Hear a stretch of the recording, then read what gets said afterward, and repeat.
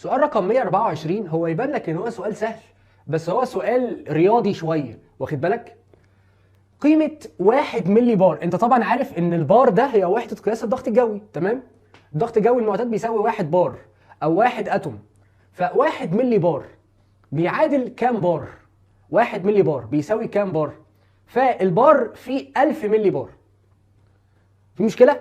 البار فيه 1000 ملي بار، تمام؟ يعني حضرتك علشان تحول من بار لملي بار اضرب في 1000، ومن ملي بار لبار اقسم على 1000. فادي الملي بار، انا عايز احوله للبار، تمام؟ عايز احول الملي بار للبار، يعني هقسم على 1000. 1 على 1000 هيديني 1 من 1000، 1 من 1000 بار، 1 من 1000 بار. في مشكلة؟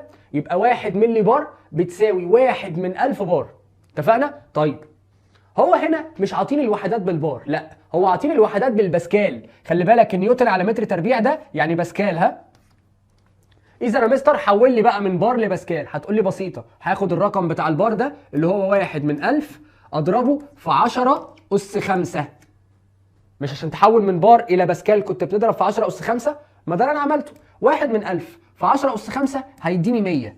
يبقى اذا قيمه 1 ملي بار هتساوي 100 باسكال، 100 باسكال او 100 نيوتن على متر تربيع يعني.